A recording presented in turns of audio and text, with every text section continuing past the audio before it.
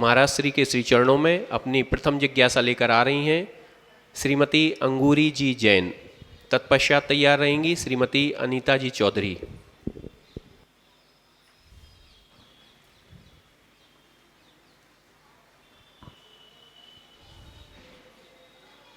हे गुरुवर बारंबार नमोस्तु, हे ऋषिराज बारंबार नमोस्तु। हे महाराज, ऐसा कोई मतलब संकल्प या व्रत कोई नियम दें जिससे जीवन भर पालन कर सकें। और दूसरा प्रश्न यह है कि हे महाराज, 12 भावनाओं में अनित्य भावना एकत्व भावना का स्वरूप थोड़ा चिंतन करते हुए बताएं। ओम नमः शिवाय।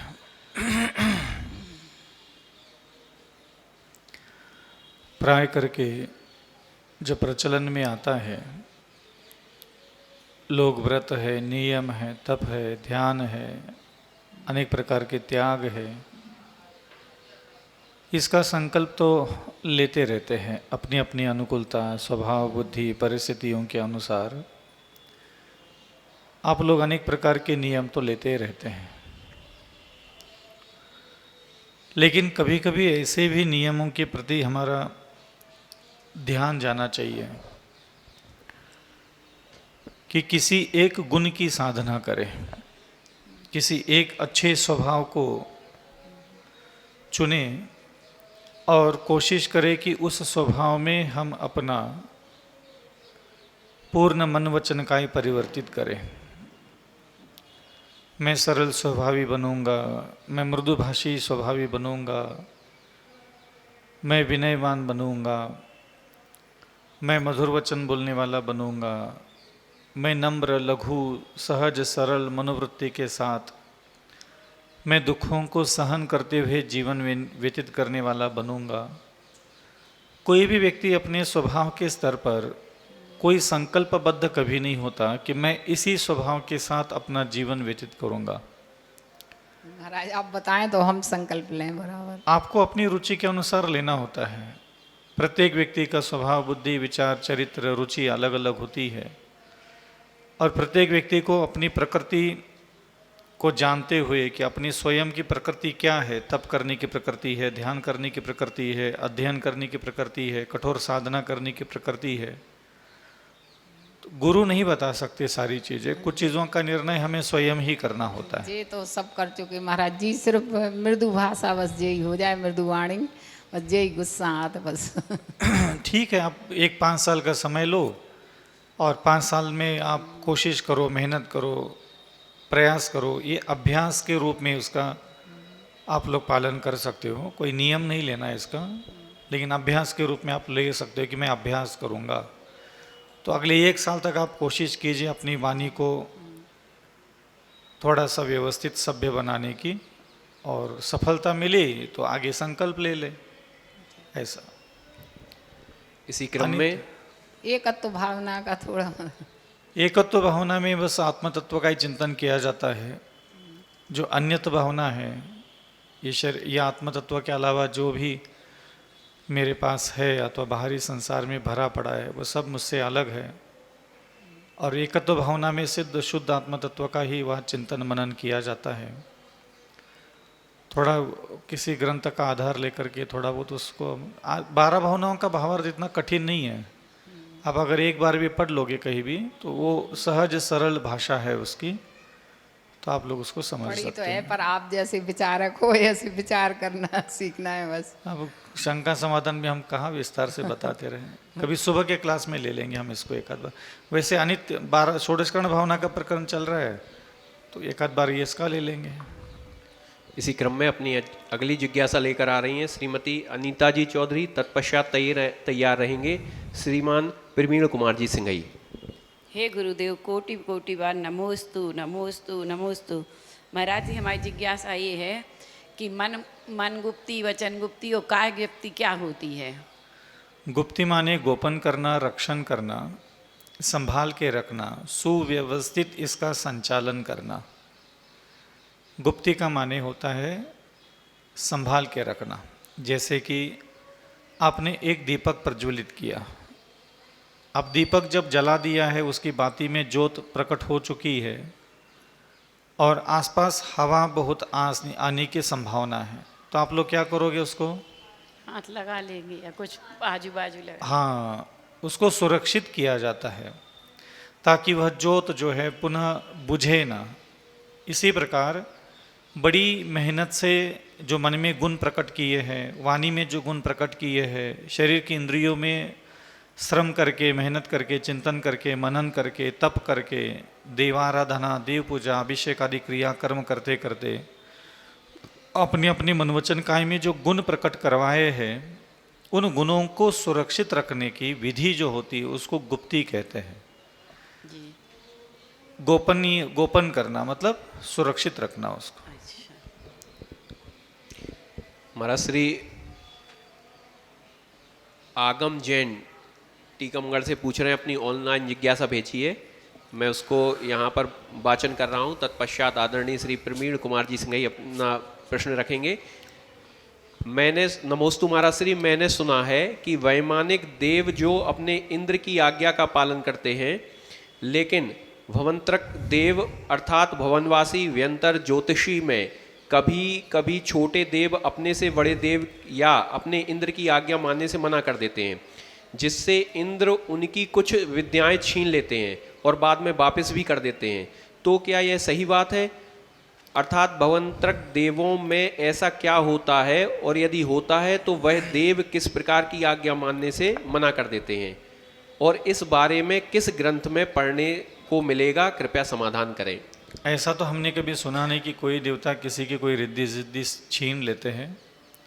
विद्याधरों के बाबत इस प्रकार के कथनक तो मिलते हैं, लेकिन देवताओं के बाबत इस प्रकार के कथानक कभी मिले नहीं हैं। दूसरा प्रकरण ये भी आता है कि कोई भी देवता कभी किसी भी बड़े देवता की आज्ञा का पालन नहीं करता, ऐसा नहीं है। वो करना ही पड़ता है, वही उनका नियोग होता है, वही उनका कर्म होता है। उसी प्रकार की उनकी वहाँ व्यवस्थाएं बिठाई गई होती हैं। इसलिए बड़े देवताओं के द्वारा जो वहाँ के मुख्य पदों पर विराजित देवी देवता होते हैं, तो जब वो आज्ञा देते हैं तो वहाँ आज्ञा का उल्लंघन करने की कोई संभावना कभी होती ही नहीं है। दूसरी बात यह है कि देवता, बड़े देवता छोटे देवताओं को दंड देते हैं, ये व्यवस्था नहीं है, क्योंकि वहाँ आज्ञा का पालन करने के जब विधान ही है, नियोग ही वैसा हुआ है वहाँ, तो वहाँ दंड देने का कोई प्रावधान भी नहीं बनता। इसलिए इस प्रकार देवताओं के द्वारा विद्या छीनना अथवा छोटे देवताओं के विद्या सिद्धियों को कम करना अथवा वापस दे देना, ये विद्याधर के क्षेत्र में तो होता है, एक दूसरों की विद्या छीन ली जाती है, लेकिन देवगति में ऐसा नहीं होता। इसी क्रम में महाराज श्री के श्री चरणों में अपनी जिज्ञासा लेकर आ रहे हैं आदरणीय श्री प्रवीण कुमार जी सिंघई। तत्पश्चात तैयार रहेंगी श्रीमती सुधा जी सिंघई।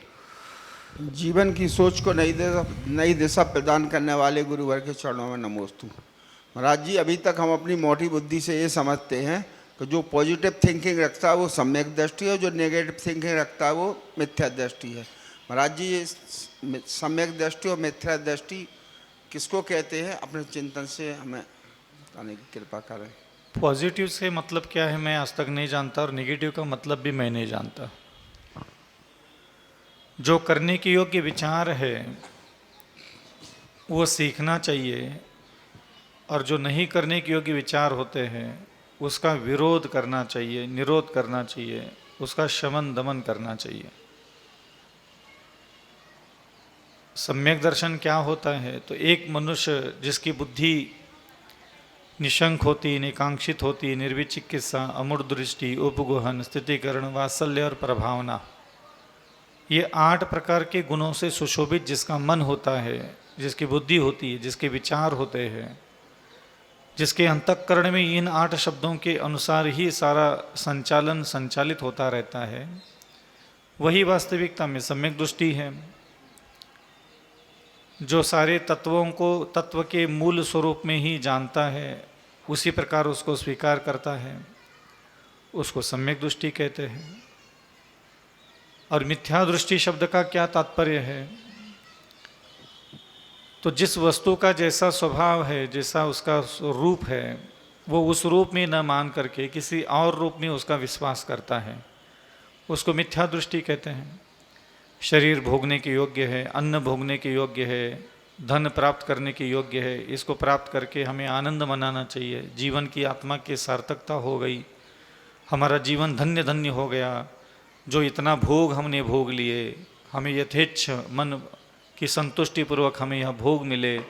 तो इस प्रकार की बुद्धि से ये माता मेरी, पिता मेरा, पुत्र मेरा, पति मेरा, ये सोना चांदी कपड़े ज़मीन जायदाद ये सब मेरा है, इस प्रकार की जिसके पास बुद्धि होती है वह प्रत्येक आत्मा मिथ्या दृष्टि ही है। और जिसके पास ऐसी बुद्धि का विनाश हुआ है, जो घर में, परिवार में अथवा संन्यास अवस्था में रहता है, और वहाँ रहते हुए भी जो बुद्धि में एक निर्मलता लेके आता है। निर्मलता का मतलब होता है कि अब वो जान चुका है शरीर भोगने के योग्य है नहीं, अन्न भोगने के योग्य है नहीं, माता पिता भाई बंधु पुत्र पुत्रियाँ ये सब मेरे हो नहीं सकते, ये शरीर जब मेरा नहीं है तो ये बाकी सब मेरे कैसे हो सकते हैं। तो इस प्रकार का जिसका ज्ञान और बुद्धि और विचार प्रकट हुआ है वो सम्यक दृष्टि है, और जिसका नहीं हुआ है वो मिथ्या दृष्टि है। महाराज श्री प्रतिदिन नमोस्तु गुरुवार।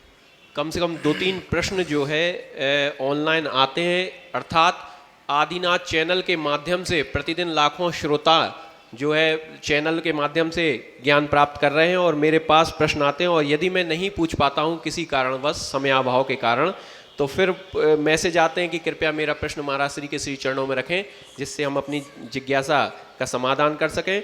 महाराज श्री इसी क्रम में अशोकनगर से आकाश जैन पूछना चाहते हैं। नमोस्तु महाराज श्री, आजकल बहुत सुनने में आ रहा है कि छोटे बच्चे आंख बंद करके किताब पढ़ लेते हैं, बहुत कुछ आगे का जान लेते हैं, और तो और उनके आसपास यदि वैक्रियक शरीरधारी कोई देव हैं तो उसे भी देख लेते हैं और उससे बात भी कर लेते हैं। तो महाराज श्री, देवों के शरीर को कोई व्यक्ति देवों की इच्छा के बिना देख सकता है क्या?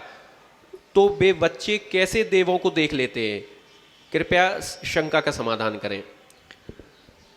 देवताओं को कभी भी उनकी बिना इच्छा के नहीं देखा जा सकता, ये ध्यान रखना।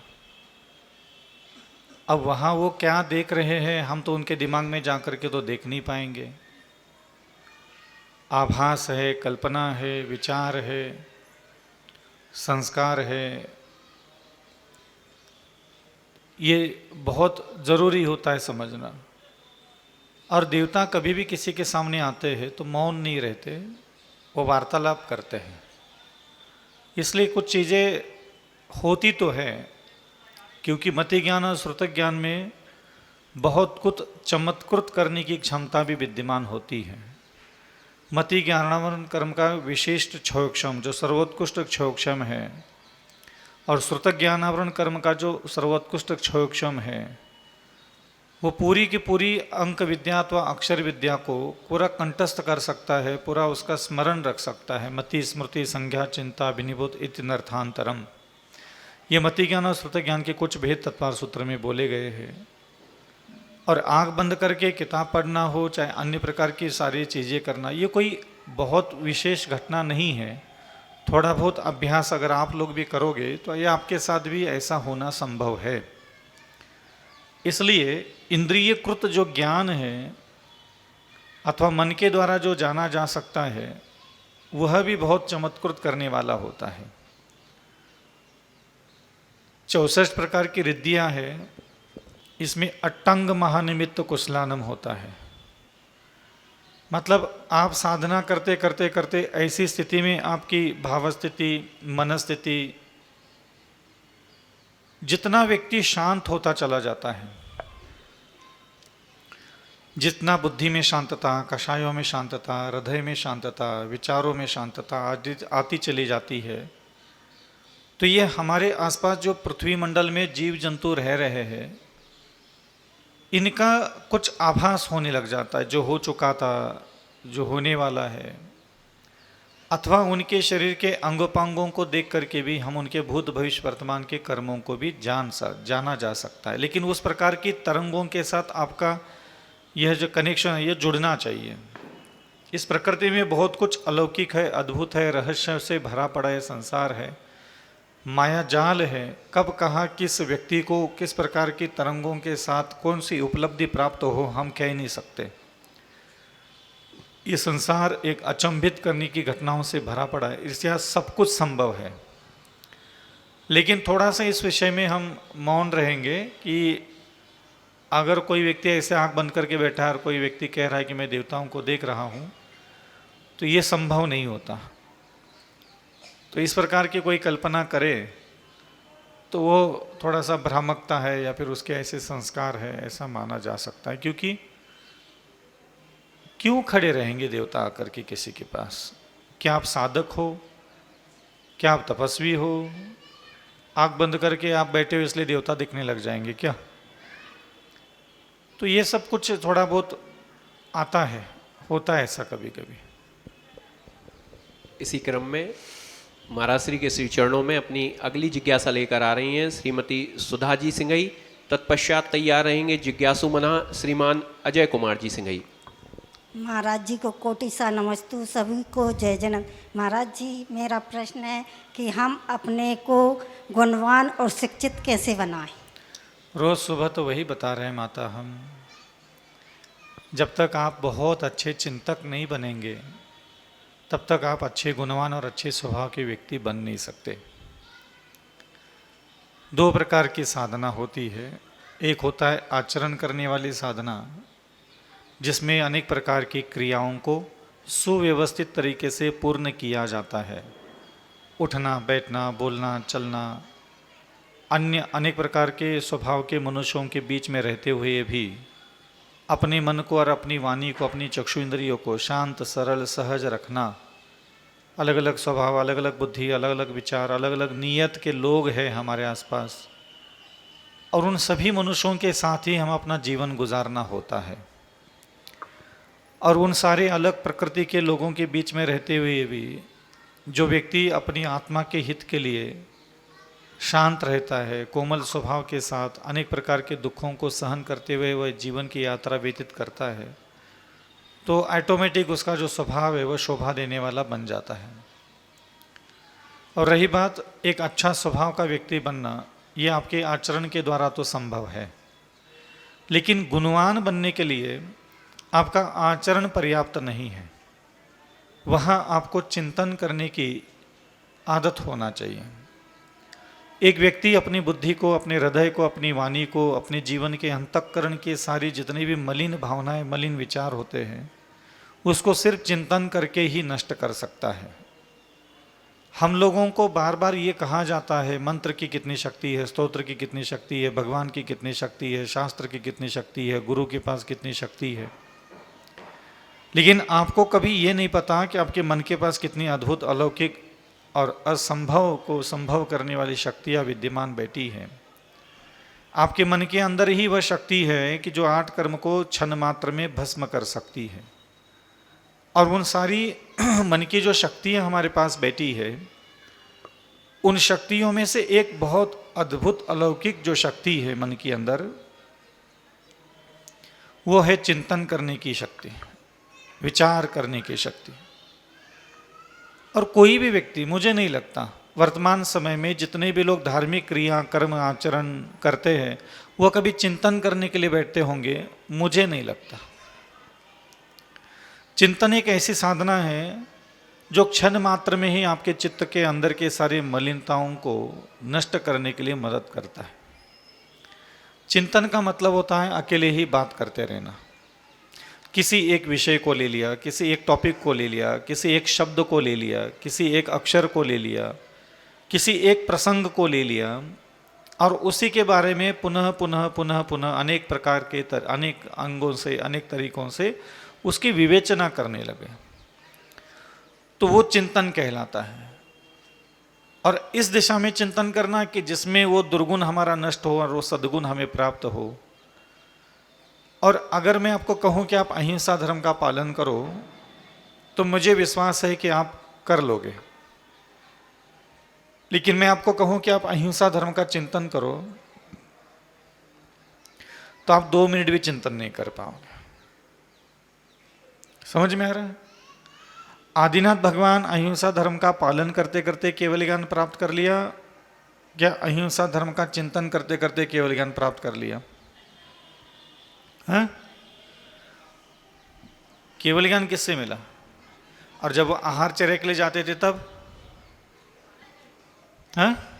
पालन करते थे। और जब वो आंख बंद करके बैठते थे तब चिंतन करते थे। जो भी आपके पास व्रत है, जो भी आप धार्मिक क्रिया करते हो, देव दर्शन करते हो, देव पूजा करते हो, स्तुति पढ़ते हो, रात्रि भोजन नहीं करते, सप्तव्यसन सेवन नहीं करते, आपको इसी के बारे में चिंतन करना चाहिए। जो आप व्रत पालन करते हो, जिसका आपका संकल्प है, नियम है, आपको उसी का ही चिंतन मनन करना चाहिए। चिंतन करना बहुत आसान होता है, लेकिन उसकी कला, उसकी विद्या, उसको किस दिशा में किस प्रकार हम चले जाए लेकर के, ये मालूम नहीं होता। क्योंकि यही सबसे बड़ी विडंबना है कि कलयुग में हमें दुनिया भर के धर्म कर्म भगवान तो गले में टांग दी है, लेकिन चिंतन करना कोई कभी किसी ने सिखाया ही नहीं। और मैं सबसे ज़्यादा अगर किसी चीज़ को मानता हूँ अपने जीवन में, प्रैक्टिकल लाइफ में मैंने अगर कुछ किया है तो चिंतन के अलावा कुछ करता ही नहीं मैं। मेरी जो भी समस्या मैं देखता हूँ, मेरे मन में नाना प्रकार के दुर्गुण भरे पड़े, मेरी वाणी में नाना प्रकार के दुर्गुण भरे पड़े, मेरी इंद्रियों में लाखों अनंत दुर्गुण भरे पड़े, और कर्म की प्रेरणा से समय समय पर मेरे मन में, मेरी वाणी में, मेरे शरीर की इंद्रियों में जो कर्म की प्रेरणा से विकार उत्पन्न होते हैं। अब तो कर्म की प्रेरणा से विकार उत्पन्न हो रहे तो उसको क्या करूं मैं? आंखें फोड़ दूं, कान निकाल दूं? विकार तो उत्पन्न हो ही रहे पांचों इंद्रियों में, तो उसको हम इंद्रियों को काट पीट तो नहीं सकते। तो इंद्रियों में और मन में उत्पन्न होने वाले उन भावनात्मक विकारों को अथवा क्रियात्मक विकार जो उत्पन्न हो रहे हैं, उसको चिंतन करके ही शांत किया जा सकता है।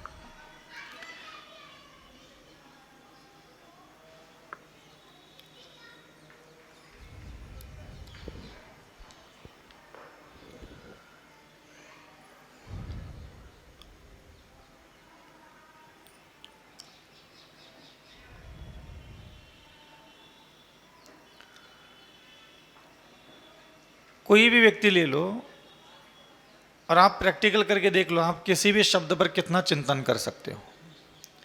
क्षमा शब्द ले लो, दया शब्द ले लो, करुणा शब्द ले लो, कोई भी शब्द ले लो और आप उस पर चिंतन करके देख लो 5 मिनट तक, आपके पास चिंतन ही नहीं है, मालूम ही नहीं है कि इसके बारे में हम कब करें क्या। क्योंकि पूरा जीवन भर आप लोगों को सिर्फ पालन करो, पालन करो, पालन करो, धर्म है पालन करो, धर्म है पालन करो, आचरण करो, ये जो शब्द आप लोगों को बचपन से लेकर के बुढ़ापे तक सुनाया गया, और ये ना कभी पालन हुए ना कभी आचरण में आए। क्योंकि ये सारे शब्द चिंतन के बिना कभी भी आचरण में नहीं आ सकते। एक बहुत अच्छा चिंतक ही वास्तविकता में अपने वैरियों को क्षमा कर सकता है। आपके पास अगर चिंतन ही नहीं है तो आप किसी को कैसे क्षमा कर पाओगे? चिंतन शब्द का मतलब क्या है? जैसे मान लीजिए मैं यहाँ बैठा हूँ और ये जो हमारे प्रवक्ता वहाँ खड़े माइक पर, इनके साथ हमारी पटरी नहीं बैठती, नफरत है, द्वेष है, घृणा है, ऐसा लगता है कि इनको ठिकाने लगा एक दिन, क्रोध है, नाराजगी है किसी बात को लेकर के, और इधर किसी को पता चल गया कि मैं इनसे नाराज हूं तो लोगों ने कहा कि नहीं गुरुदेव आपको तो क्षमा करना चाहिए इसको। अब क्षमा करना चाहिए, भले धर्म हो, किताब में लिखा हो, जिनवानी में लिखा हो, मुझे क्या लेना देना उससे।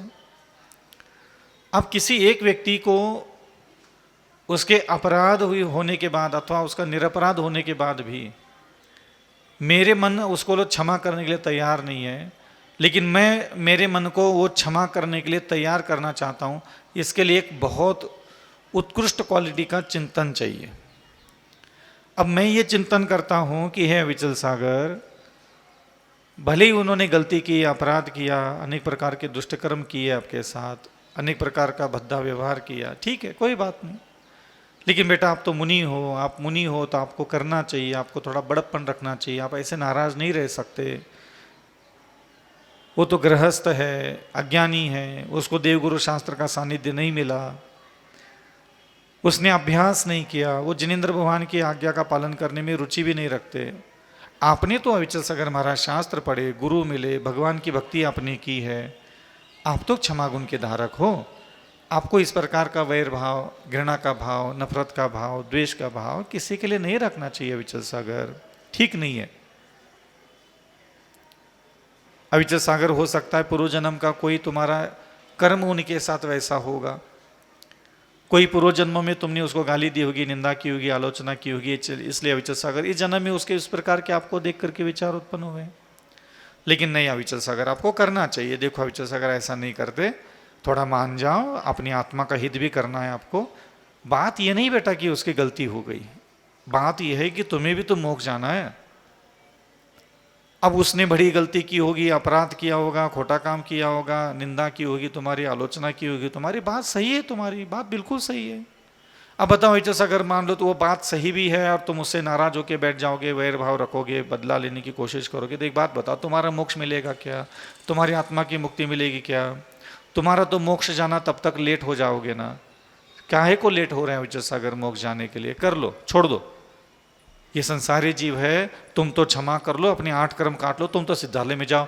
ये देखो, ये गलती करने वाला आदमी है ना, ये तो आज भी गलती करेगा, कल भी गलती करेगा, पर अगले जन्म में भी गलती करेगा, उसके अगले जन्म में भी गलती करेगा।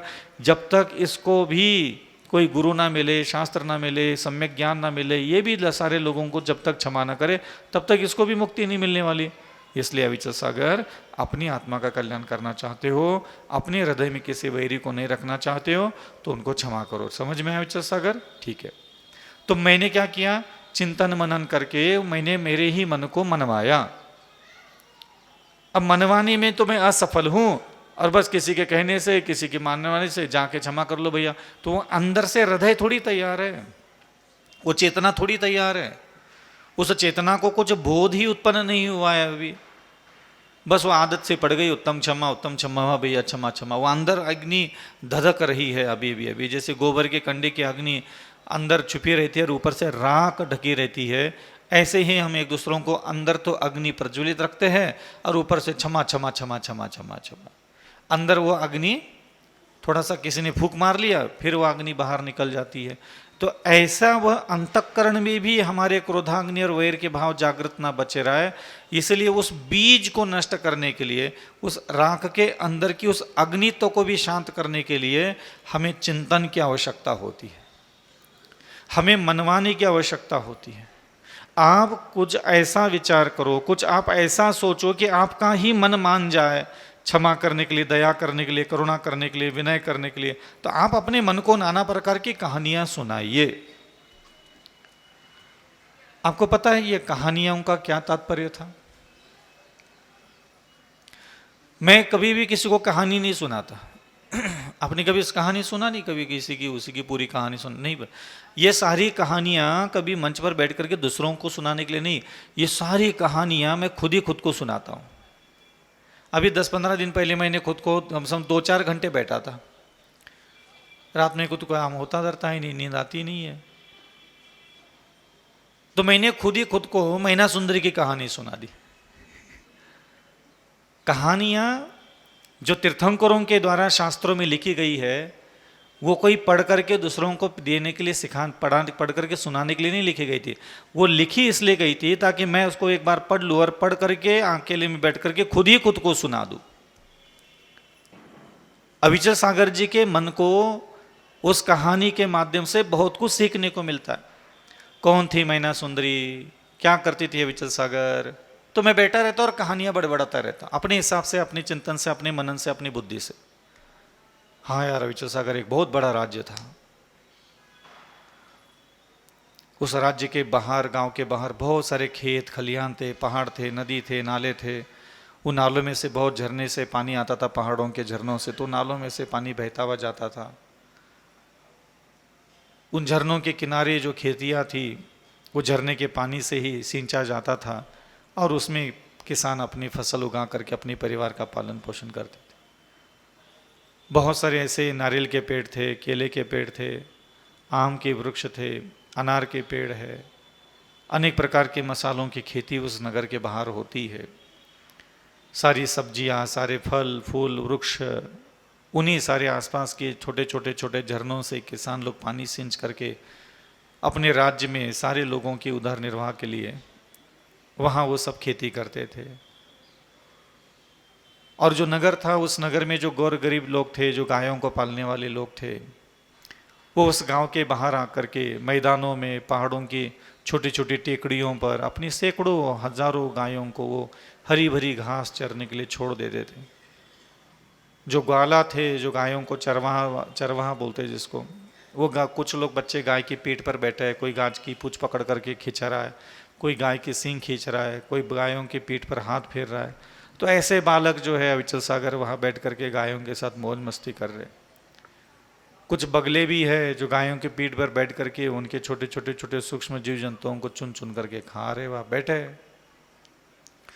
कुछ यात्री है जो दूर से थक करके आए हैं और वह रोड के किनारे वहाँ बैठ करके बड़े बड़े वृक्षों की छाया में आराम कर रहे हैं। और वही बैठा हुआ कोई किसान उनको पूछता है कि आप कहाँ से आए, कैसे आए, आइए हमारे खेत में बैठिए, केला खा लीजिएगा, अनार खा लीजिए, संतरा खा लीजिएगा, भोजन प्राप्त कर लीजिएगा और अपनी थकावट को दूर कर लीजिएगा। वहाँ आओगे भगत हो रहा है। गुणों से समृद्धशाली वह एक नगर था। कहीं भी कोई कषाय नहीं, मलिनता नहीं, वैर भाव नहीं, द्वेष भाव नहीं, कोई भी अतृप्त नहीं था। जिसके पास जो था, जैसा था, वो उसमें संतुष्ट था। अविचल सागर मैना सुंदरी जिस गांव में रहती थी, उस गांव में बहुत सारे कला विद्या, अनेक प्रकार के संगीत है, नृत्य है, शिक्षा पद्धति है, पाक कला है, नृत्य कला है, अनेक प्रकार की कलाओं का वहाँ बहुत सारे स्कूल थे, कॉलेज थे। और उस नगर के बच्चे और आसपास के सारे नगर के बच्चे उस नगर में आकर के अपनी अनेक अनेक प्रकार की कलाओं का और विद्याओं को वहाँ निपुण हो जाते थे। इसलिए उस नगर को कुछ लोगों ने तो बिल्कुल देवताओं के द्वारा निर्मित एक ऐसा नगर ही समझ के रखा था। तो ऐसा करके मैं खुद ही खुद को सुनाता रहता हूँ कहानियाँ, तो 2-3 घंटे आराम से मेरे निकल जाते।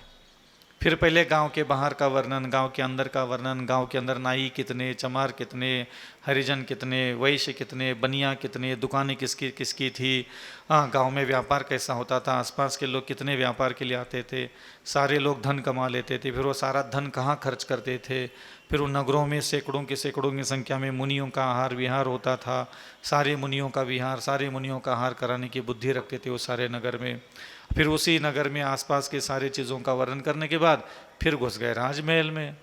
उते एक राजा हतो, राजा की एक रानी हती, रानी की एक मोड़ी हती, इतनी सी हती, फिर इतनी हो गई, इतनी हो गई, इतनी हो गई, फिर उसको बड़ा कर दो। फिर मैना सुंदरी को भी उस सारे गांव के स्कूल कॉलेजों में नाना प्रकार की विद्या, अध्यात्म विद्या, संगीत विद्या, नृत्य कला, श्रृंगार कला, अनेक प्रकार की कलाओं में वो निपुण हो गई। हाँ, फिर जवान हो गई, बड़ी हो गई। फिर उसके बाप के पास अक्ल नहीं थी, बुद्धि नहीं थी, अविवेक नहीं था, तो थोड़ा बहुत गाली गलौज कर ली उसके लिए, बदमाश के लिए। तो ऐसा जो है, हम अपने आप को कभी कुछ सुनाते नहीं, हम अपने आप से कुछ कहते ही नहीं। कभी आप लोग ना खुद ही खुद को अकेले में बैठ करके अंजन चोर की कहानी सुनाओ, खुद ही खुद को सुनाओ। आपकी बुद्धि में इतना ज्ञान प्रकट हो जाएगा, इतनी समझ आ जाएगी, ऐसा लगेगा कि हाँ, हम उस कथानकों में हम स्वयं वहाँ बैठे हैं, हम चल रहे हैं उन सारी कहानियों में। इसलिए ये सारी चीज़ें जो प्रवचन आजकल चल रहा है ना, ये परंपरा, ये बीमारियाँ हैं। प्रवचन करना अपने आप में एक बीमार, मानसिक बीमार, दिवालिया, दिमाग से दिवालिया लोग ही घंटों, चाहे वो साधु करे चाहे कुछ भी करे, क्या रखा है। इतना बड़ा दिगंबर रूप के डिंगे मारते हैं, दिगंबर रूप महान महान बोल करके 6-6 घंटे तक प्रवचन सभा में बैठे, काय के लिए बैठे? मोक्ष जा कब रहा है ये पहले बताओ। क्या मोक्ष जाने के लिए कौन मेहनत कर रहा है ये बताओ। कौन से टाइम में मेहनत कर रहे तुम ये बताओ। कौन से टाइम में वो कर्म काट रहे तुम ये बताओ। समय सार, प्रवचन सार, आध्यात्म विद्या, फलाना शास्त्र, फलाना चर्या, फलाना व्रत और फलाना की चीज़ें, फलाना स्तोत्र महिमा, फलाना काव्य की ताकत, भगवान की प्रतिमा में इतनी ऊर्जा उतनी ऊर्जा, कछु धरो तुम्हारे पास बातों के अलावा। बातों के बतासे खिला खिला करके जैन धर्म को तुम कहाँ कहाँ तक ऊंचाई पर उठा लोगे, एक दिन ऐसे नीचे गिराओगे कि तुम खुद देख नहीं पाओगे उसको। इसलिए दुनिया को समझाने के लिए कभी मैंने कोई ज्ञान आज तक लिया ही नहीं, मेरे पास कुछ है ही नहीं, मैंने किताबें इसलिए नहीं पढ़ी। मुझे क्या समझाना तुम लोगों को, तुम लोग समझने के लिए बैठे हो। माँ की नहीं समझे, बाप की नहीं समझे, पति की नहीं समझे, बच्चों की नहीं समझे, तुम मेरे से समझने के लिए 1 घंटे बैठ जाते हो। तुम कसम खा के बताओ, मैं विद्यासागर जी समझाएगा तो समझ जाऊंगी। हाँ बोल दो, एक बार बोल दो ना, बोल दो। अभी कोई जिंदा भगवान आ जाए, कई विदेश क्षेत्र से कोई समोशरण के साथ भगवान आ जाए, तो वो भगवान जी समझा देंगे तो मैं समझ जाऊंगी। बोल दो एक बार। बोल, एक बार बोल, अपने मुंह से बोल दो। अगर कोई भगवान आ जाए, कोई रिद्धर सिद्धर मुनि महाराज आ जाए और वो कोई भी मुनि महाराज आकर के मुझे समझा दे, मैं तुरंत समझ जाऊंगी। समझ में आ रहा है? ये इसको बोलते उल्लू बनाना। और हम ये बात 20 साल पहले जान चुके थे। हजारों लाखों करोड़ों तरह के दर्द झेल लिए, लेकिन कभी दुनिया के चक्कर में नहीं पड़ा मैं। जो पड़ा है वो भुगतेगा भी। संसार के जिसने आनंद लिया है वो संसार का दुख भी देखेगा। समझ में आ रहा है ना?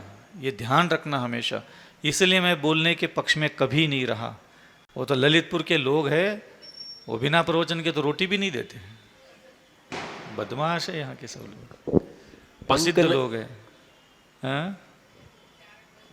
इसलिए ध्यान रखना, चिंतन के अलावा और कुछ है ही नहीं किसी के पास।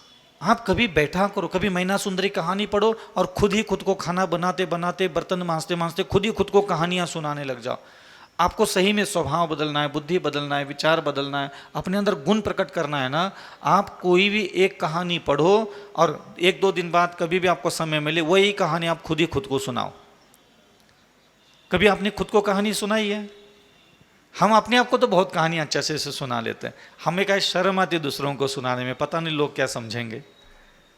तो हम बहुत अच्छे से अकेले में बैठे रहते हैं ना, एक एक चीज़ का आनंद लेते हैं कि वहाँ किसी प्रकार के गांव में कोई सूखा पेड़ नहीं था, सूखी फसल नहीं थी, कोई किसान के माथे पर कोई सिकन नहीं थी, कोई दुखी नहीं था, कोई भिखारी नहीं था उस गांव में, कोई दीनहीन याचक नहीं था। सब अपने अपने छोटे छोटे भूखंड में अपना अपना परिवार, अपनी अपनी झोपड़ी, अपनी गुणवान पत्नी, गुणवान बच्चे, संस्कारवान, सारी शिक्षा से भरपूर वह सारा नगर शांत चित्त होकर के अपना थोड़ा सा भोजन, थोड़ा सा वस्त्र और मधुर संभाषण करते हुए अपने परिवार के बीच में जो था जैसा था। घर के सारे बुजुर्ग में भी कोई तृष्णा नहीं थी, कोई हवस नहीं थी, कोई आकुल व्याकुल परिणाम नहीं थे। किसी को अमीर बनने की कोई तृष्णाएं किसी के अंदर अग्नि के समान धधकती नहीं थी।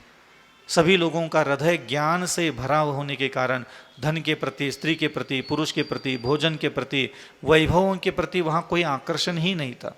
ऐसा लग रहा था किसी ने साक्षात जिनेंद्र भगवान की सारी विद्या उनके हृदय में भरी हुई हो और उनका हृदय शांत, एक बार का भोजन, थोड़ा सा वस्त्र, थोड़ा सा लेटने के लिए उठने के लिए भूमि और अपने गुणवान परिवार, गुणवान जो माता पिता बच्चे परिवार है, उन्हीं का आनंद लेते हुए वो सारा संसार में रहते थे।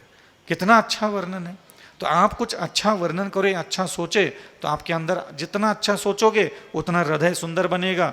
जितना हृदय की सुंदरता उतना हमारी आत्मा सुंदर बनती है। समझ में आ रहा है कुछ कह रहा हूँ? हम सुना है, हमें तो 2-3 घंटे लगेंगे एक कहानी सुनाने में, पक्का लगेगा 2-3 घंटे। बड़ी आराम से सुनाते हैं। ऐसे हम प्रवचन में जैसे फड़फड़ फड़फड़ करके स्पीड से बोलते हैं ना, हम ऐसा कभी अकेले में बैठ के नहीं बोलते, बड़ी आराम से। और अविचल सागर, हाँ चलो अंजन चोर की कहानी सुनाते। हाँ यार चलो चलते। अब उस नगर की कल्पना तो मैं अच्छी कर नहीं सकता जिस नगर में वेश्यालय हो, अंजन चोर जैसे बेवड़े रहते हो, उसकी वो तो सुंदरता नहीं, तो वो अलग तरीके से फिर उसका गांव का वर्णन। अविचल सागर, पता नहीं इस धरती पर कैसे कैसे गांव है, और उन सारे दुष्ट मूर्ख और चांडालों के भरमार जिस नगर में थे, ऐसा भी कोई नगर होता है अविचल सागर? बताओ यार क्या कर सकते। 1000 गांव इस भारत देश में गुणवान होंगे, समृद्धशाली होंगे, लेकिन एक गांव ऐसा भी था अविचल सागर जिस गांव में मदिरालय था, वेश्यालय था, चोर उचक्के, लफंगे, डकैत, सब आसपास के लोगों में जो उधम फरारी काटने वाले लोग थे, वो सब आकर के उस गांव में रहते थे। तो ऐसा शुरुआत करके फिर उसकी पूरी बुराई बुराई बुराई करके फिर उसमें से वेश्यालय में चले गए। फिर उस वेश्यालय में अंजन चोर है, उसकी रानी, उसकी उसकी जो भी प्रियसी थी उसका वर्णन, फिर उसके नखरे, वो रानी को आते जाते देख लिया उसने, फिर उसके गले का हार देख लिया, फिर उसकी थोड़ा सा श्रृंगार रस का आनंद लिया वेश्या का, हाँ उसकी भोग बुद्धि का आनंद ले लिया, फिर थोड़ा धीरे धीरे धीरे करके वो चला लिया। फिर राजमहल में भेज दिया, चोरी करवा ली, मरघट में लेके आए, फिर वो माली उठक बैठक कर रहा है उसके बारे में थोड़ा सुना दिया। तो ऐसे कभी कभी बैठ करके खुद ही खुद को कुछ सुना लिया करो, अकल आ जाती है इससे। क्या आ जाती है? हमें तो बहुत आई है।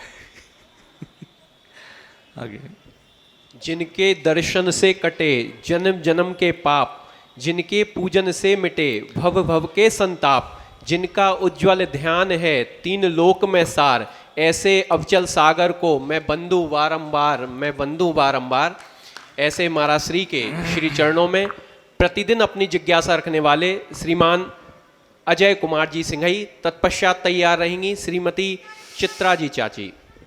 हे महावृत्ति, हे 28 मूल गुणधारी, हे अंतःकरण उपदेशक, हे मुनिवर, आपको बारंबार नमन, बारंबार नमन, बारंबार नमन। हे मुनिवर, मेरी जिज्ञासा है कि आत्मसम्मान और अभिमान, इसमें बहुत बारीक रेखा होती है, तो इसमें क्या अंतर है और इसको कैसे जानेंगे? अब तुमने बोल दिया बारीक रेखा होती, भाई उतना ही अंतर है। कैसे जाने? तुम जितनी बारीक रेखा तुमने खींची उतना ही अंतर है। रेखा मिटा दो, अंतर नहीं बचेगा। एक से मतलब सेम है, हैं? सेम समझे फिर। आप लोग चाहते क्या हो? खुद ही सारी चीजें तय कर लेते हो। आत्मसम्मान और स्वाभिमान में अंतर है। जब तुमने खुद ने तय कर लिया है तो मेरे को बोलने के लिए क्या बचा? जब अंतर है, ये बात तुमने फाइनल कर दी है, अब मैं क्या बताऊं कि अंतर है क्या नहीं? अब मैं कैसे बोलूं? आप चाहते क्या हो ये पूछो। इसको समझे कैसे? क्या मतलब समझना है इसमें? किसी व्यक्ति में हाँ। जो बोल रहा है हाँ। वो अपने आत्मसम्मान को बचा रहा है या अभिमान में बोल रहा है? वो ये अंतर जानना आत्मसम्मान चाहते रखे हैं। चाहे अभिमान रखे, आपको जलन क्यों हो रही है पहले ये बताओ। नहीं, जानकारी लेना चाह रहे हैं। जलन ये कोई नहीं हो जानकारी रही है। लेनी। कोई व्यक्ति मान कैसे लो जाने? कोई व्यक्ति ने मान लो कोई अच्छा कर्म किया है और उसको लग रहा है कि भाई अभिमान लग रहा है, भाई तुम्हें जलन क्यों हो रही है?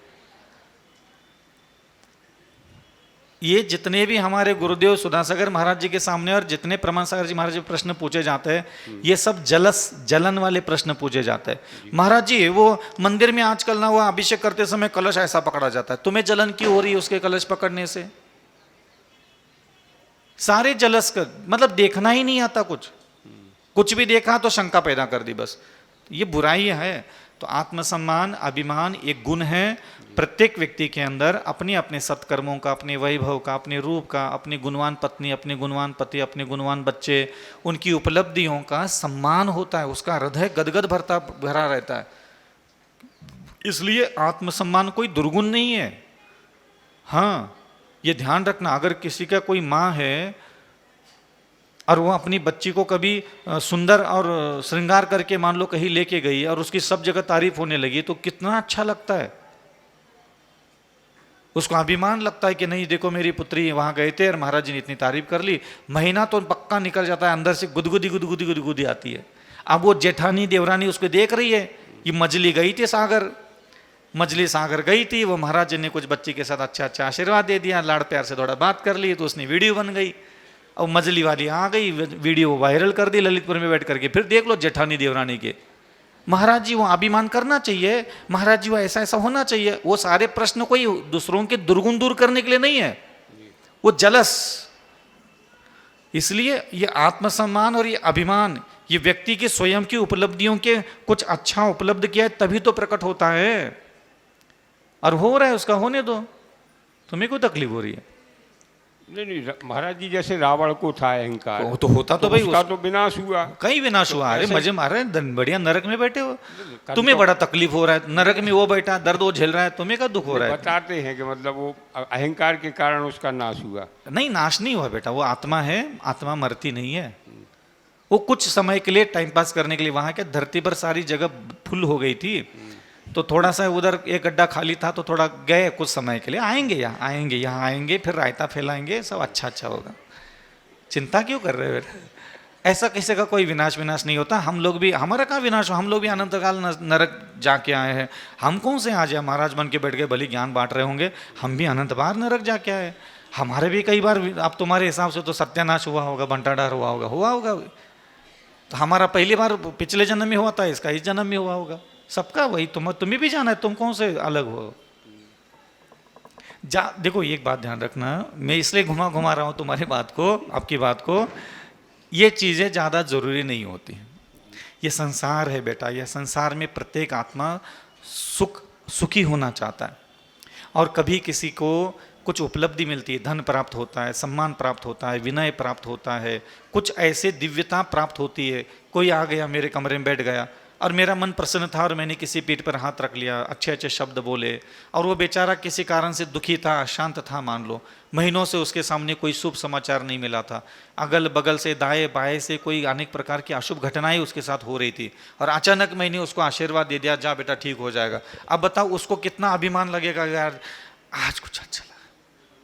अब मैंने बगल में तुम खड़े थे, तुम्हारे पीठ पे मैंने हाथ नहीं धरा, तुम्हारे ऊपर देख करके मैं गदगद नहीं हुआ, तो तुम्हें उस आदमी की खुशी पचा नहीं पाओगे। तो इसलिए ये चीज़ों में नहीं जाना चाहिए। व्यक्ति है, जीवन है इतना बड़ा, तो जो असभ्य अपराध है बस उसकी निंदा करना चाहिए।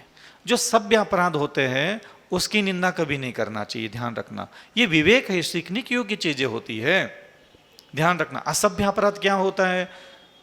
तो जिससे अपना भी विनाश होता है और दूसरों का विनाश करने के लिए जो करता है खोटे काम, उसको असभ्य अपराध करते हैं। अब मान लो कोई अपना धन है, अपना वैभव है, किसी ने दान दिया, किसी ने पूजा की, किसी ने बहुत बड़ी बोली ले ली, भाई उसका तो अधिकार बनता है थोड़ा आत्मसम्मान और थोड़ा अभिमान से चलने का। अब तुम कह रहे हो कि वो उचक के चल रहा है, आजकल सौदरविंद्र की बोली लेती फलाने, तो देखो उसका अहंकार जमीन पर नहीं टिक रहा। बेटा उसका अधिकार बनता है वो, तुम उस अहंकार को देखना सीखो पहले। उसने उसके लिए त्याग किया है, तप किया है, पुण्य की प्राप्ति की है उसने। अब सौधर्मेंद्र ऐरावत हाथी पर बैठ करके जा रहा है और बगल के चुरगुड़ देवी देवता ओ देखो घमंडी कहीं का। अब वो चिरगुड़ देवता यही सोचेंगे, दरिद्री दीनहीन बुद्धि के, बुद्धिहीन देवता क्या सोचेंगे बताओ? अकेला अकेला देखो अपनी अपनी लगाएं को लेकर बैठकर हमें पीछे से दौड़ा रहे हैं। हाँ? तो अपने से बेहतर जिसके पास जब वैभव गुण और कुछ चीजें दिखती है तो लोग उसको अभिमान क्यों कहते हैं? भाई उसका हक बनता है सौदरमेंद्र का ऐरावत हाथी पे बैठने का। अब उसको देख करके यार किसी को जल रही है तो हम क्या करें? उसको क्या है? सौदरमेंद्र जाके बोले भाई अभिमान मत करो, पैदल चल तू भी।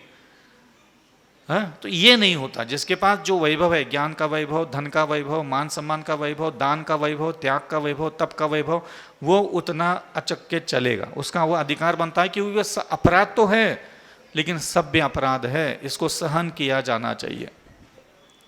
ठीक है, दूंगा ही नहीं जवाब तुम्हारे प्रश्न का। एक और हाँ अब पूछो, दूसरा पूछो। महाराज जी, मोहिनी कर्म क्या है और इसको हम कैसे जीतें?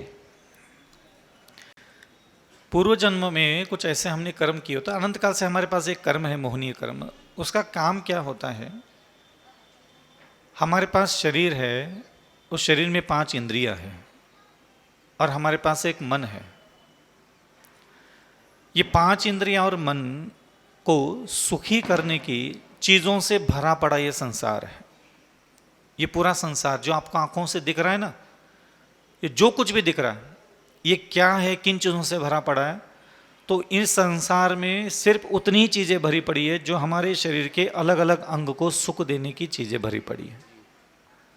और हमारे अंतःकरण का जो मोहनीय कर्म है वो ये कहता है कि ये इसके पीछे भाग, कभी आँखों को सुख देने वाली चीज़ों के पीछे भगाएगा, कभी जिह्वा को सुख देने वाली चीज़ों के पीछे वो कर्म भगा देता है, कभी हमारे कानों को सुख देने वाली चीज़ों के पीछे दौड़ाएगा, कभी हमारे स्पर्शेंद्रिय को सुख देने वाली स्त्री के पीछे, पुरुष के पीछे भगाएगा, कभी रसनेन्द्रिय, कभी कर्णेंद्रिय, कभी घ्राणेन्द्रिय, कभी मन का चक्षुन्द्रिय और कभी मन के सुख देने वाली चीज़ों के पीछे दौड़ाएगा।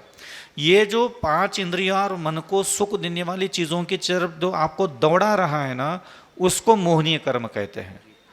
अब दिगंबर रूप धारण करने के बाद उनके अंदर मोहनीय कर्म तो है और उनका वह कर्म उनको कहता भी है कि चल अगर इसको देख ले, ऐसा देख ले, ये खा ले, वो खा ले, ये छू ले, वो छू ले, ये सूंघ ले, वो सूंघ ले, ऐसा सुन ले, वैसा सुन ले।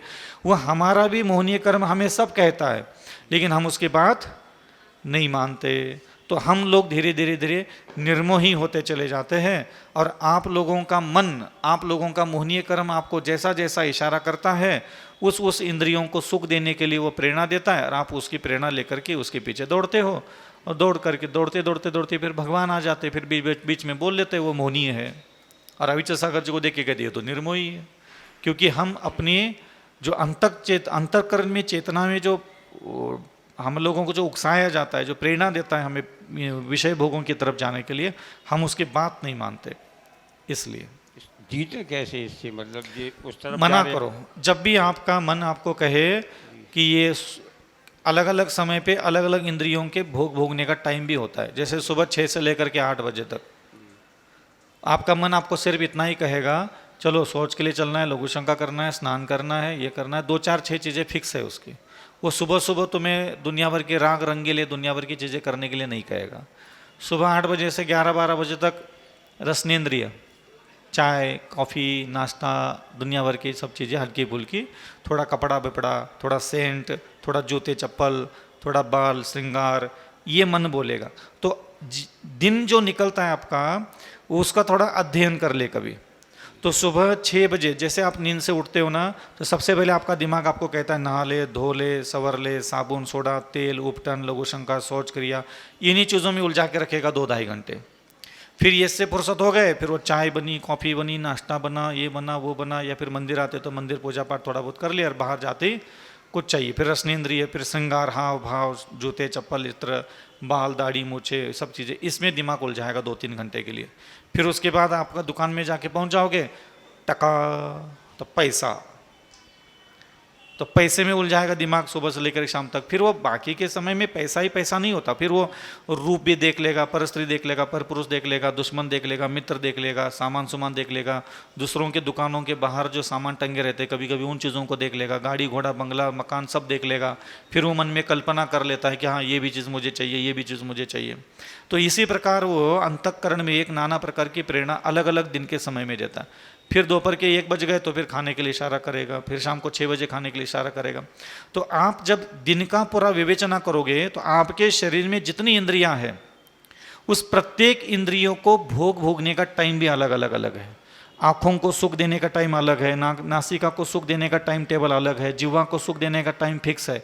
ऐसे ही शरीर के जितने अंग आपके पास है उस प्रत्येक शरीर के चमड़ी के टुकड़े को सुख देने का टाइम भी अलग अलग है। वो उसी टाइम पे उसी शरीर की इंद्रियों की तरफ वो तुम्हें ले जाता है।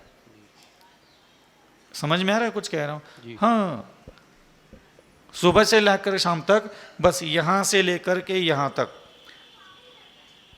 ये 5 एक साथ 5 उंगलियां जैसे घी में डुबाए तो ना, ऐसे नहीं डुबाएगा।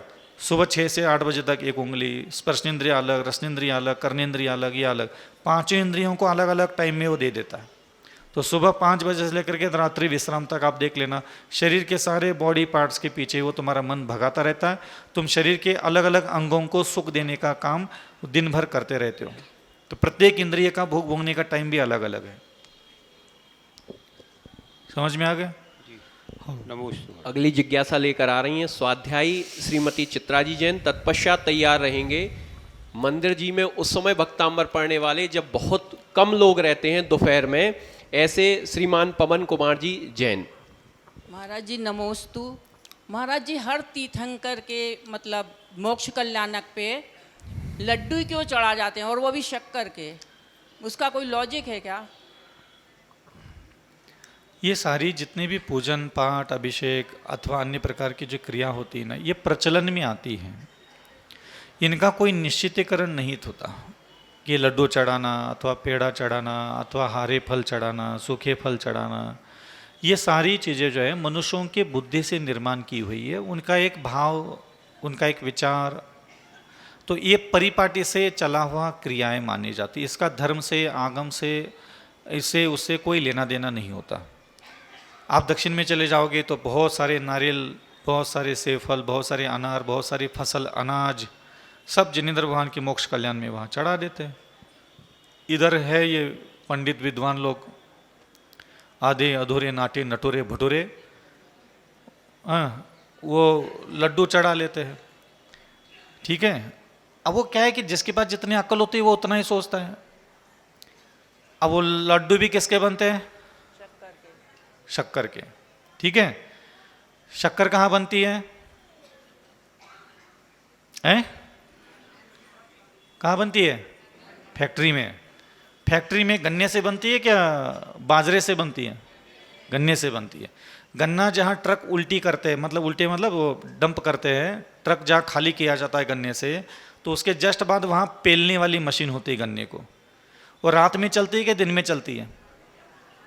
24 घंटे चलती है। 24 घंटे चलती है। तो उसमें बगल में मर्क्यूरी लगी है ना, मर्क्यूरी लगी रहती है। यहाँ कीड़े मकोड़े दिख रहे हैं तो वहाँ भी सारे करोड़ों की संख्या में कीड़े उसमें गिर जाते हैं, वो पेलते हैं, पेल करके आगे जाके रस निकलता है। जहाँ रस निकलता है वो भी खुली काई होती, कढ़ाई होती बहुत बड़ी, जितना ये अपन बैठे ना पांडाल में, आधी के बराबर, इससे आधी कढ़ाई होती है वहाँ। अब उसके बगल में भी मरक्यूरी लगी रहती है, उसमें भी लाखों करोड़ों कीड़े गिरते रहते हैं, सब गिरते रहते हैं।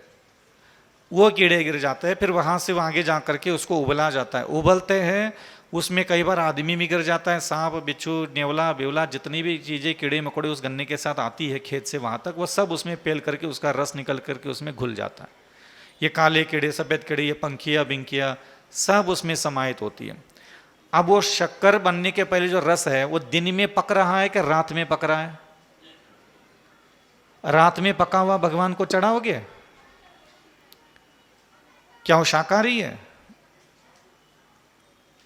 अब तुम वहां से शक्कर बन गया और घर लाए, अब तुम उसको में शक्कर में पानी डाल रहे हो, पानी डाल करके उबाल करके उसका लिक्विड बना करके तुमने कहा बना दो बूरा। अब उसमें से क्या कीड़े मकोड़ों का तत्व निकल गया?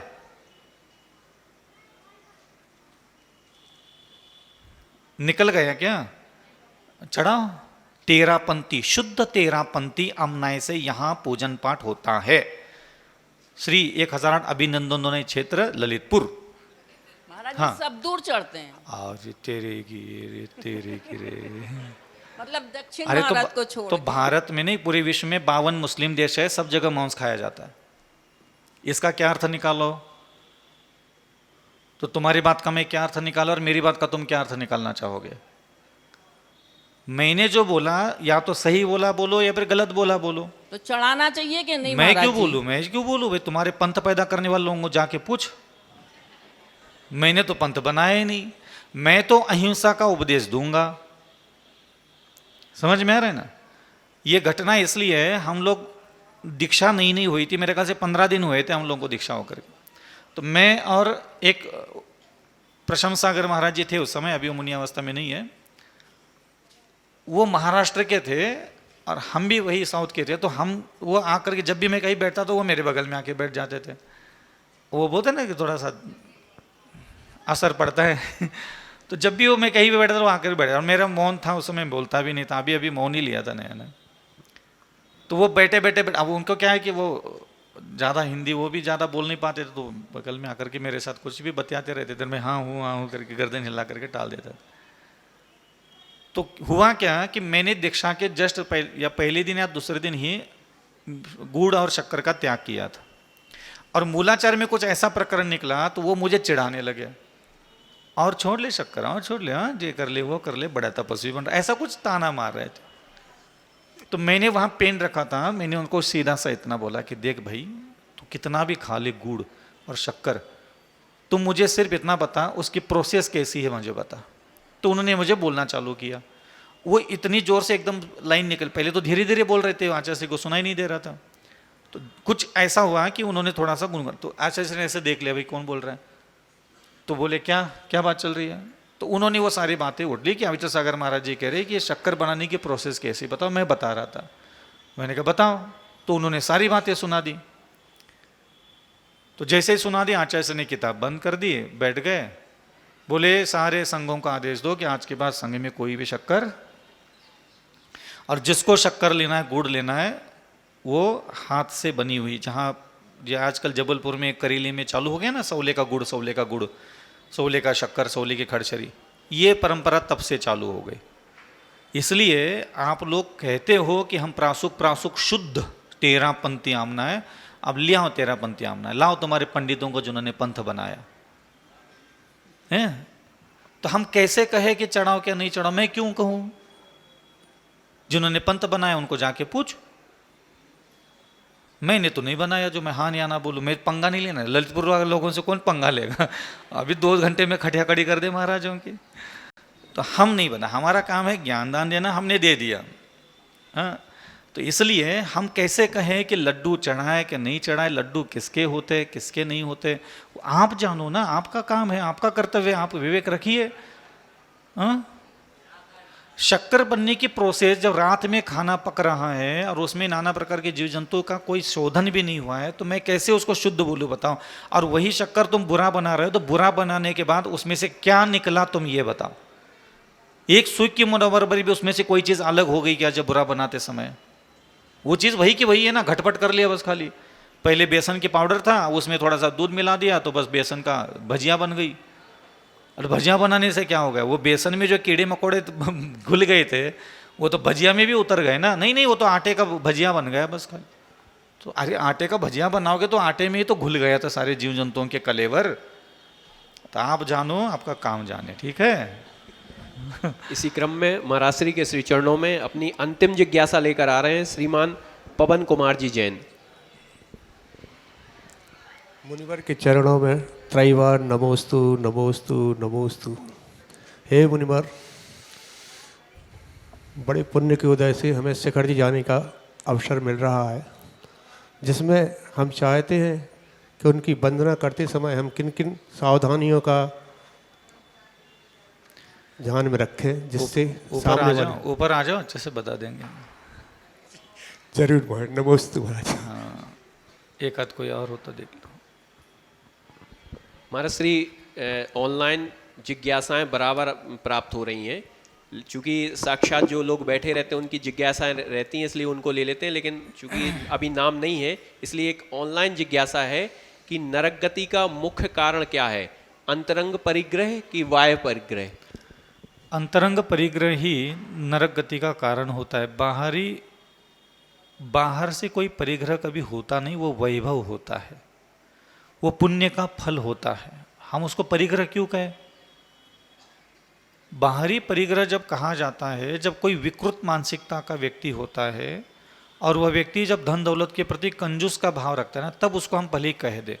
लेकिन हम लोगों ने पूर्व जन्मों में साधना की, तप किया, जिनेंद्र भगवान की अर्चना की है और जिनेंद्र भगवान की नाना प्रकार की आज्ञा का पालन करके हम यहाँ अगर जन्म लिए हैं, और जन्म लेने के उपरांत अगर हमारा भाग्य हमें धन वैभव समृद्धि ऐश्वर्य जमीन जायदाद हीरे जवाहरात सब ला करके अगर सफलता मिल रही है, तो हम उसको परिग्रह कैसे कहें? लेकिन उस पुण्य से प्राप्त जो वैभव है हमारे पास, उस वैभव के प्रति गृद्धता का भाव, आसक्ति का भाव, मूर्खता का भाव, उसको पूरा खुद अकेले भोगने का जो भाव होता है, वह भाव ही हमें दुर्गति ले जाता है। बाहरी परिग्रह और अंतरंग परिग्रह को शायद मैंने 1-2 दिन पहले भी थोड़ा विश्लेषण से कहा था, फिर भी आज कहूँगा कि मान लीजिए किसी के पास 100 करोड़ रुपए रखे हैं, तो क्या उसका वह बाहरी परिग्रह है? नहीं, उसका वह बाहरी वैभव है। 2 प्रकार की लक्ष्मी होती है, एक होती है अंतरंग लक्ष्मी, एक होती है बहिरंग लक्ष्मी। बहिरंग लक्ष्मी का क्या तात्पर्य होता है? जो जिनेंद्र भगवान की आराधना से अथवा वितराग भाव से तो अन्य किसी प्रकार के साधना तपस्या से जो भी सांसारिक उपलब्धियां प्राप्त होती, जैसे जिनेंद्र भगवान का समोचरण की रचना होती, तो इसको हम बहिरंग लक्ष्मी बोलते हैं। अंतरंग लक्ष्मी उनका केवल ज्ञान होता है। ऐसे ही गृहस्थ है, कोई चक्रवर्ती है, कोई तीर्थंकर है, उनके जन्म के समय 18,000 रत्नों की वृष्टि होती है, तो क्या हम उनको परिग्रह कहे क्या? नाभिराज के लिए क्या परिग्रह कहे क्या? नहीं, ये उनका वैभव है, धर्म का पुण्य का फल मात्र है। लेकिन परिग्रह शब्द कहाँ उपयोग होता है?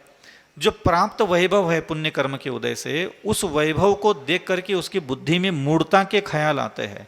मैं ही भोग लूंगा, मैं ही मस्ती मार लूंगा, तो ये सारे जो ख्याल आते हैं ना, तब वह धन परिग्रह का रूप धारण कर लेता है। धन परिग्रह नहीं है, उस धन के प्रति आपकी जो बुद्धि का खोटा व्यवहार हो रहा है, अज्ञान पनप रहा है उस धन को लेकर के, वो आपका परिग्रह होता है। जो इतना धन, इतना वैभव, इतनी समृद्धि जो पुण्य कर्म के उदय में अगर आपको मिली मात्र है, तो क्या उसको भोगना चाहिए, क्या नहीं भोगना चाहिए? तो भोगना पहले उसको चाहिए।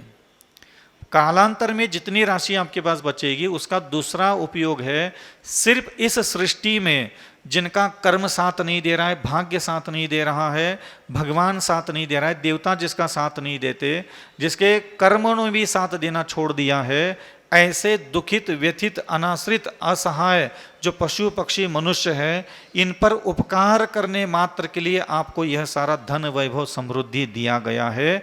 ये बात हमेशा याद रखना। और कोई भी आपके धन का उपयोग है ही नहीं, इसलिए हमेशा या तो दया के लिए धन मिला है या फिर आपको भोग के लिए धन मिला है। तो चक्रवर्ती है, आनंद लेते थे अपने साथ वैभव का, लेकिन वो किमिच्छक दान भी देते थे, दया का दान भी देते थे, ध्यान रखना। इसलिए आप लोगों को भी ये समझ में आना चाहिए कि आपका धन हमेशा दया करने के लिए ही प्राप्त हुआ है, और जिसने भी अपने धन का उपयोग दया करने के लिए किया है, हमेशा देवताओं ने उनकी जयकारा ही लगाई है। जयवंत हो जिन शासन, दया धर्म का मूल है। जो मूल में खर्च करता है उसका वृक्ष हमेशा पल्लवित होता है। पेड़ के ऊपर के पत्तियों पर कितना भी पानी डालो, टहनियों पर कितना भी पानी डालो, कुछ नहीं मिलेगा। जो जड़ में पानी डालता है वृक्ष के, उसका वृक्ष हमेशा सुरक्षित रहता है। तो दया ही धर्म का मूल है। तो आपके जीवन में सबसे ज़्यादा अगर दान अगर कहीं निकलना चाहिए तो ध्यान रखना, जितना भी अगर आप दान देने की क्षमता रखते हैं, मान लीजिए कोई व्यक्ति एक साल में 1 लाख दान देने की क्षमता रखता है, तो कम से कम 90,000 रुपये उसका सिर्फ दया के क्षेत्र में इन्वेस्ट होना चाहिए। ये मूल है हमारा, और वहाँ ही ज़्यादा पैसा न जा करके दुनिया भर के सारी चीज़ों में आप लोगों का धन जाता है। तो हम कुछ नहीं कहेंगे सही क्या है गलत क्या, हमारा कर्तव्य बनता है कि हम सम्यक उपदेश दे। तो जो मूल है वहाँ तक तुम्हारा दान कितना पहुँचा, वहाँ तक तुम्हारा व्यवहार और स्वभाव कितना पहुँचा, तुम खुद ही चेक कर लो, फिर पता चलेगा। आम के ऊपर, आम खाना था इसलिए आम के ऊपर पानी डाल दिया, ले लो आम, 1-2 आम मिलेंगे अगले जन्म में, खा लो। महाराज श्री के मंगल प्रवचन प्रातः काल के और सायकाल का ये सम्यक समाधान का कार्यक्रम अविचल धारा यूट्यूब पे, आप अविचल धारा पर आप देखेंगे कि लाइव टेलीकास्ट हो रहा है, और कुछ ही क्षणों पश्चात ये आपको एक लिंक के रूप में मिल जाएगा।